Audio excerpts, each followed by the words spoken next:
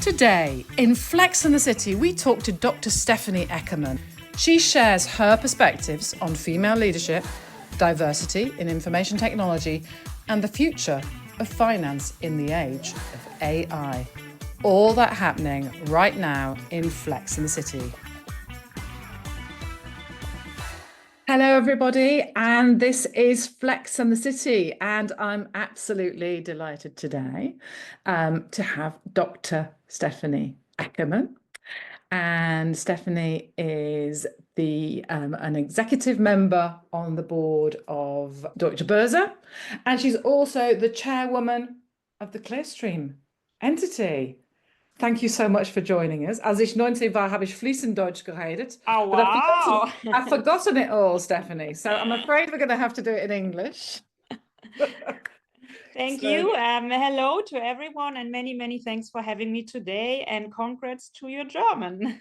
Thank you very much. So I'd love to know a little bit about, tell us about your journey from being a young woman, your studies, and how you ended up doing the job that you're doing for Deutsche Börse and Clearstream. I studied business and then ended up with starting my career with a consultant company, McKinsey. And I mean, that was really, really nice, because when I left school, I didn't really know what to do. And I found business super interesting because it was an international program. And by then, there were not so many international programs in Europe. That has changed totally, which is great. And so this is why I picked a bit business. And then I happened to see a lot of things in finance. By then, finance was even before the internet bubble in 2001 and 2. So finance was the thing. And so everyone was into finance. I mean, that changed a bit now.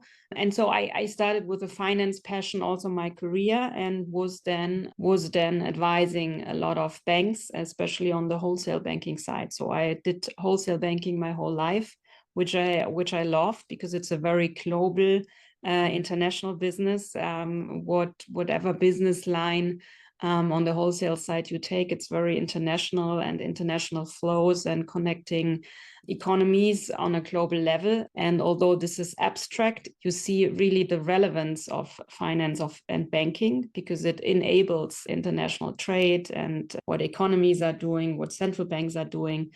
And that is a bit the same what now is exciting me at Clearstream. Now there is a real value to society and the economies of the different countries, although this starts with an abstract meaning, but then I really like it now. And then I somehow then happened to join Deutsche Börse in 2020.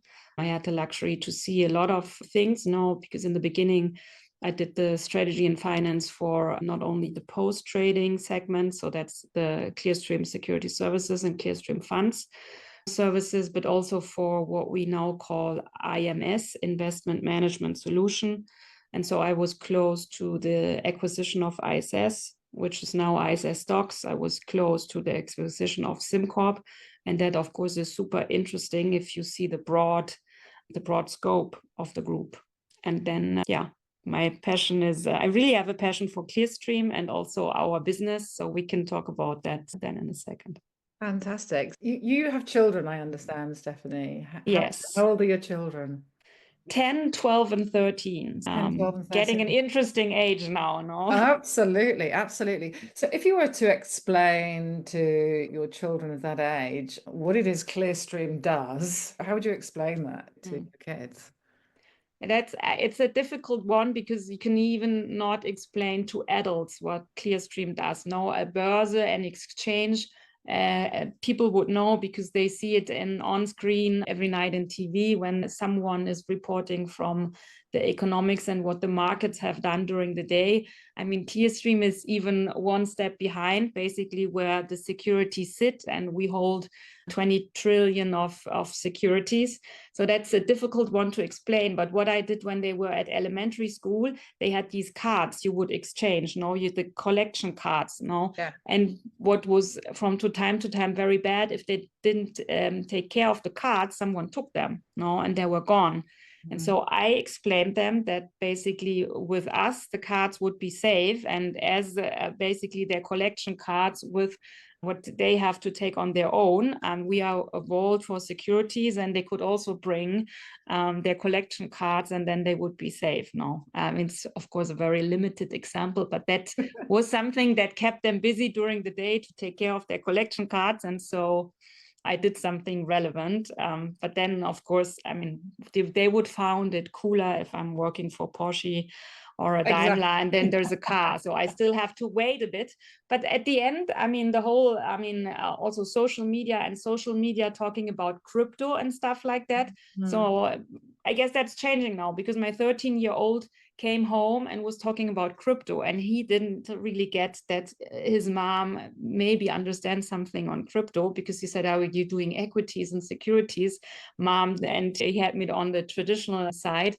And so I guess that's now changing also with the younger people, that they are interested in investment, and there's a bit the neobanks, the neo-brokers disrupting the models and helping that financial and education that's very limited still in Europe, that comes, which is good, no? Absolutely. So whilst we're talking about children, so I think I told you I've dropped my daughter off this morning to do her baccalaureate. She's studying economics. She's 18 years old. If you were to give somebody of that age, like my daughter, some career advice, what would be the career advice you'd be giving to a young person? Yeah. First of all, I'm sitting with my fingers crossed, but then while I'm sitting with my fingers crossed, no, I think the first thing is basically that you, I mean, the most important thing is that you do something that you're really passionate about, no? Because you can only be good if you're passionate about something. So that is, and I guess that's sometimes difficult at the age of your daughter to really know already what you're passionate about. And then, but what I also see, especially with a lot of young women, is they always pick something where they think, okay, this is where I want to see me at the age of 60. And this is not the case, no? You could go somewhere where you just have a chance to see a lot of things, learn, and just do that for 3 or 4 years, much more tactical. And then you do or start doing what you want to see and what you want to be at the age of 60.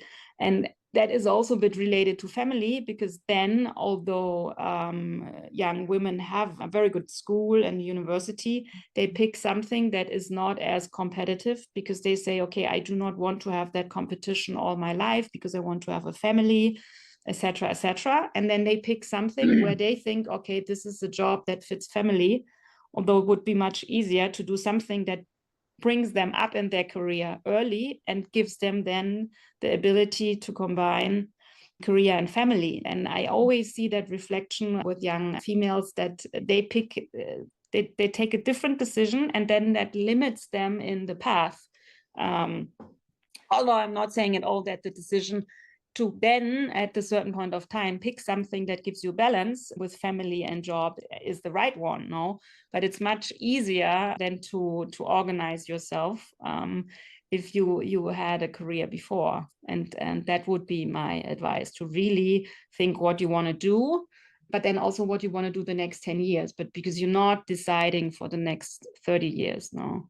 Yeah, absolutely. I think that's great advice. I think Gary Vee also says something fairly similar to that. So great stuff. And with your own family, how have you managed to balance work and being an amazing mum, Stephanie? How's that transpired for you?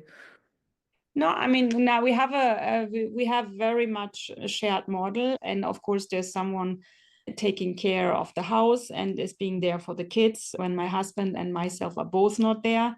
He's also quite flexible in his time, so that helps a lot. But I guess the greatest help is that basically it's a bit a split responsibility on what we want the kids to pick up, learn, and become. No, I think that is the hardest. No, if you have a very traditional model, and then it's the female taking care of everything in terms of kids' education at home, at school, decision around the friends, and whatever you want and try to give them from you as parents. If that is just with one person, I think it's much harder. No, if that's a joint responsibility and your partner knows as well the kids they're hanging around the parents, and it's a bit a split responsibility to learn for exams, then of course sometimes you have the feeling you only talk about the kids at home, and you have to balance that a bit. But I think from a responsibility you have, sharing that responsibility, for me that is the biggest relief, no, because otherwise you're alone with these decisions. And I see a lot of females still in very traditional roles that are owning that responsibility just on their own, no.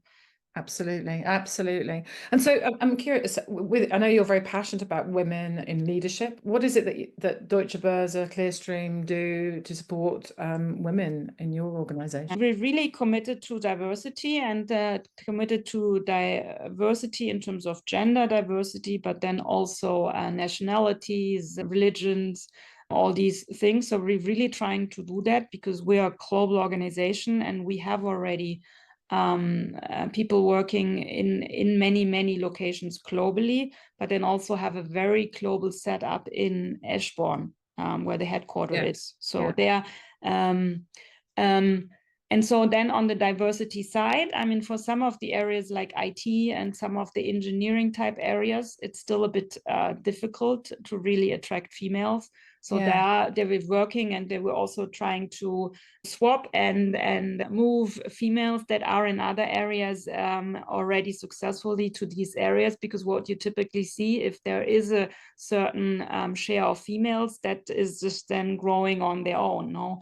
And therefore Clearstream, although Clearstream is also IT, tech, very much engineering, we really enjoy a bit the Luxembourgish, more French setup, that we have a high share of females joining us, and then also in leadership position, it's okay. I mean, it's not 50% or 40%, and this is what basically the fair share would be, looking at the people coming out of the universities, but we're working on that. And then I guess having female leaders as role model helps. Being very open that you have 3 kids helps.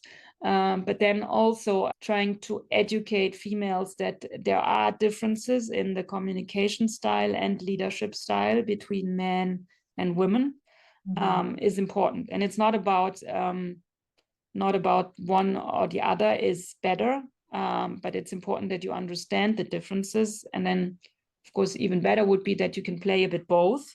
And I guess most female leaders can play both because they grew up with surrounded by male leaders only. So basically that's what you pick. And then if you survive and be able to keep your female leadership skills as well, then you have a diversity you can play with, no?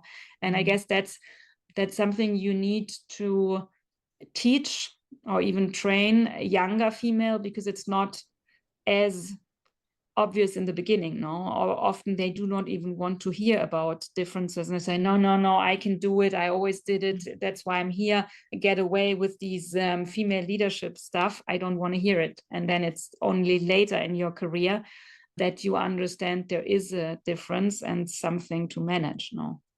Absolutely.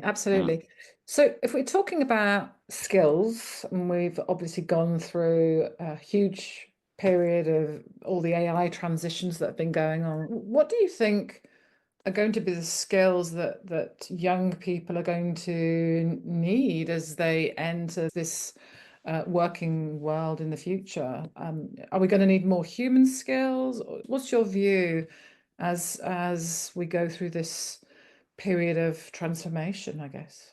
Yeah, I think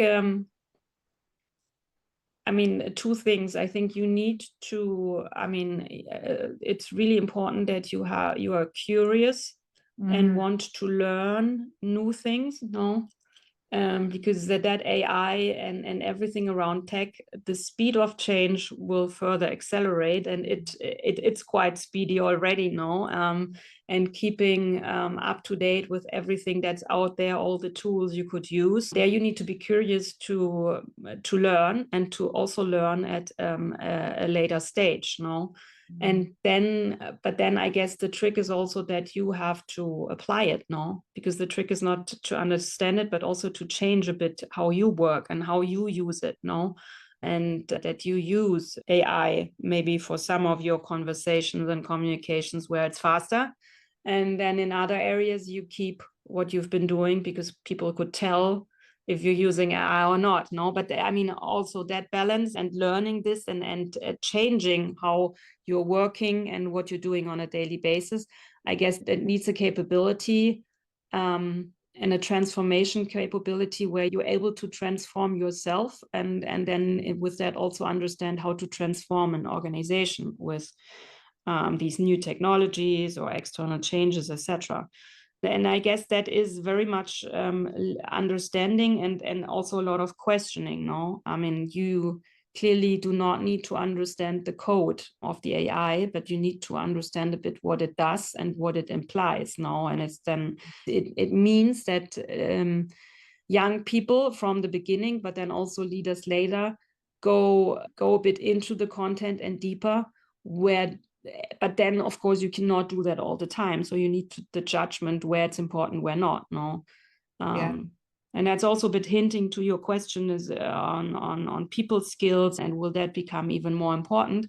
I think that's part of the people skills that you understand where it's important that you put yourself in the middle of it and in the middle of a change and adoption.